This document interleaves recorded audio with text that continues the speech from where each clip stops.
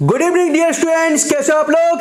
ऐसे सभी छात्र छात्राएं जिन्होंने डिप्लोमा अथवा पॉलिटेक्निक अथवा डी फार्मा की वार्षिक परीक्षा अथवा सम सेमेस्टर अथवा बैक पेपर अथवा विशेष बैक पेपर का एग्जाम दिया था, मेरी बात को ध्यानपूर्वक सुनिए, क्योंकि सभी छात्र छात्राएं आप सभी का जो परीक्षा फल था 3 अक्टूबर 2024 को घोषित हो चुका था। सभी ने अपना रिजल्ट देख लिया और ऐसे सभी छात्र छात्राएं जो अपने परीक्षा फल से खुश नहीं है अथवा संतुष्ट नहीं है, तो ऐसे सभी छात्र अपना पुनः मूल्यांकन हेतु ऑनलाइन आवेदन कर सकते हैं।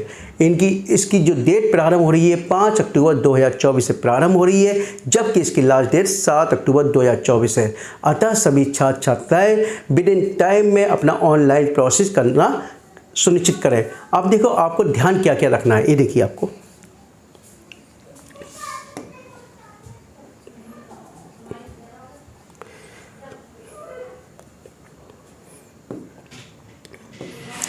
देखिए bt.up.ac.in की साइट पर जाओगे, रिजल्ट नामक लिंक पर अप्लाई फॉर द री इवैल्यूएशन के माध्यम से ऑनलाइन आवेदन करोगे आप, ठीक है।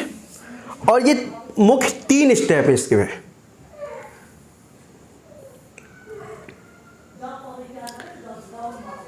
पहला रजिस्ट्रेशन, पहला क्या है रजिस्ट्रेशन, स्टूडेंट अपना रजिस्ट्रेशन करेगा, ठीक है। और सभी कतिपय विषयों में आवेदन पुनः मूल्यांकन विकल्प चयन करने के उपरांत छात्र छात्रा अपने आवेदन के सेव एवं प्रिंट बटन के माध्यम सुरक्षित कर आवेदन का प्रिंट लेंगे। इस प्रक्रिया के समाप्त होने के बाद छात्र छात्रा 24 घंटे के उपरांत यानी 24 घंटे के बाद द्वितीय विकल्प आएगा पे फीस ऑनलाइन के माध्यम से पुनः मूल्यांकन शुल्क का भुगतान कर सकते हैं, यानी कि आफ्टर 24 आवर, ठीक है। विषयों का चयन सावधानी पूर्वक किया जाए एवं छात्र छात्राएं जिन विषयों की परीक्षा में सम सेमेस्टर वार्षिक अथवा बैक पेपर अथवा विशेष बैक पेपर परीक्षा जून 2024 में सम्मिलित हुए हैं, ठीक है, तथा जिन विषयों के अंकों से असंतुष्ट हैं, ठीक है, केवल उन्हीं विषयों का चयन करेंगे। यानी उन्हीं विषयों जो एग्जाम आपने दिया है और उस एग्जाम में आपको लगता है कि आपके मार्क्स उससे अधिक हो सकते हैं, उन्हीं सब्जेक्ट का आप केवल सिलेक्ट करोगे, ठीक है। और विषयों के चयन में किसी भी प्रकार की त्रुटि के लिए छात्र छात्रा ही स्वयं जिम्मेदार होंगे।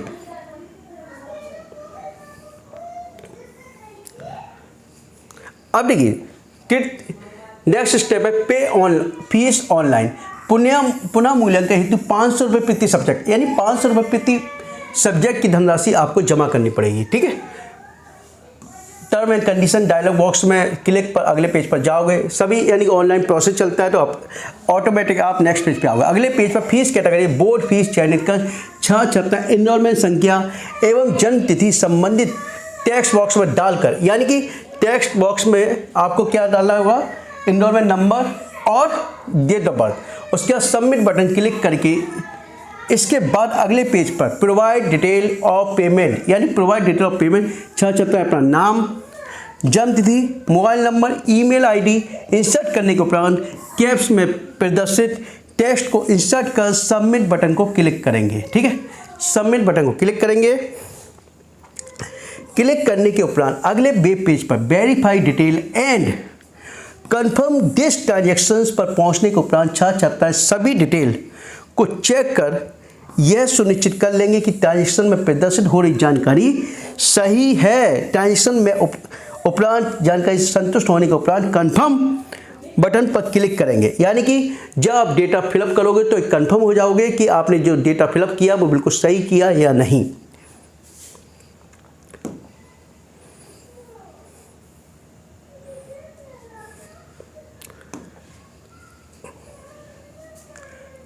अगले वेब पेज पर भुगतान के लिए विभिन्न विकल्प प्रदर्शित हो रहे होंगे। छात्र छात्राएं अपने आवेदन शुल्क का भुगतान 4 विकल्पों में से कोई भी एक कर सकते हैं, जैसे इंटरनेट बैंकिंग का यूज कर सकते हैं, कार्ड पेमेंट से कर सकते हैं, बैंक डेबिट कार्ड से कर सकते हैं, debit card and credit card से, अदर पेमेंट मोड जैसे SBI ब्रांच, NEFT, RTGS या UPI, यानी सारे के सारे मोड आपको अवेलेबल है, आप किसी से भी कर सकते हो।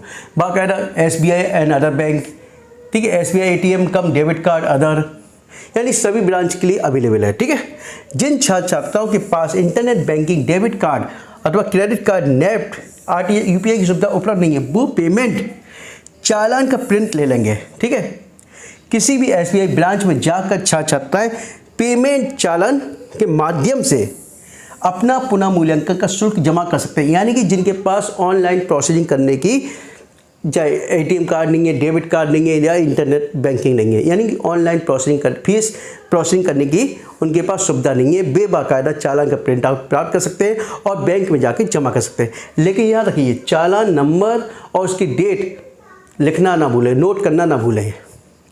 किसी भुगतान माध्यम से उपयोग करने हेतु बैंक शुल्क संबंधित विकल्प के नीचे प्रदर्शित किए गए भुगतान करने से पूर्व बैंक शुल्क की जानकारी प्राप्त करने के उपरांत ही भुगतान की कार्रवाई करें।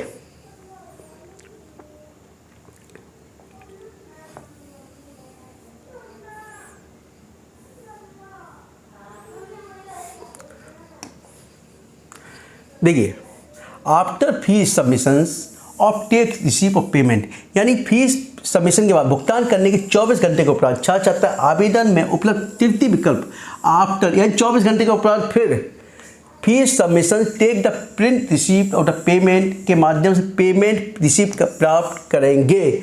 यानी कि 24 घंटे के बाद आपको जो उसका प्रिंट होगा जनरेट होगा। ठीक है, भुगतान करने के 24 घंटे के उपरांत छात्र छात्रा आवेदन में उपलब्ध तृतीय विकल्प after fees submission take receipt of payment, यानी 24 घंटे के बाद ये ऑप्शन अवेलेबल होगा। फीस सबमिट टेक प्रिंट वो take receipt of the payment के माध्यम से पेमेंट रिसीप्ट को प्राप्त करेंगे और अपने संस्थान के प्रधानाचार्य को जमा करेंगे। यानी कि एवं पेमेंट रिसीप्ट को प्रिंट आउट को अपने संस्थान में जमा कराना सुनिश्चित करेंगे। याद रखिए, यदि किसी प्रकार की आपको पास तकनीकी प्रॉब्लम्स आ रही है तो वैसे तो आप कॉलेज में आकर संबंधित यानी कि प्रधानाचार्य को बता सकते हो, और इसके अलावा भी आपके पास हेल्पलाइन नंबर अवेलेबल है।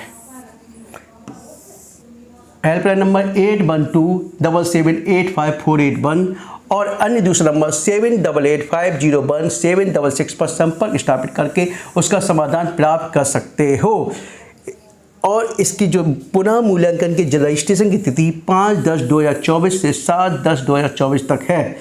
याद रखिए, एवं पेमेंट रिसीप्ट के प्रिंट करने की अंतिम तिथि 9/10, यानी पेमेंट यानी जो आप फीस सबमिट करोगे उसको रिसीप्ट प्राप्त करने की लास्ट डेट आपकी क्या है, 9/10/2024 है। ठीक है, इसके अतिरिक्त मैं आपको बताना चाहूँगा कि विभिन्न विषयों के कुल 15,433 स्टूडेंट ऐसे हैं जिन्होंने अपनी कॉपी मोबाइल नंबर अंकित किया था। यानी जिन छात्र छात्राओं ने अपनी कॉपी में मोबाइल नंबर अंकित किया था वे सभी छात्र छात्राओं को 0 अंक 0 अंक प्रदान किए गए और इनके लिए रीवैल्यूएशन का विकल्प नहीं रखा गया है। यानी कि ये छात्र उसमें आवेदन नहीं कर सकते हैं। ठीक है, और इसके अलावा मैं बताना चाहूँगा इस बार स्क्रूटनी का प्रोसेस नहीं है क्योंकि कॉपी ऑनलाइन चेक हुई थी, तो स्क्रूटनी का सवाल ही नहीं है, केवल आप रीवैल्यूएशन के लिए ही ऑप्शन अवेलेबल है। तो प्रत्येक छात्र बड़ी सावधानी पूर्वक इसमें जो अवेलेबल विकल्प है उसी को सिलेक्ट कीजिए, जो मैंने प्रोसेस बताया उसी के अकॉर्डिंग कीजिए। और भी यदि कोई डाउट्स है तो कृपया कमेंट बॉक्स में लिख कर मुझसे पूछ सकते हैं। और जो स्टूडेंट पहली बार मेरे चैनल को देख रहे हैं कृपया चैनल को सब्सक्राइब कीजिए और अधिक से अधिक शेयर कीजिए। Okay, thank you, good night.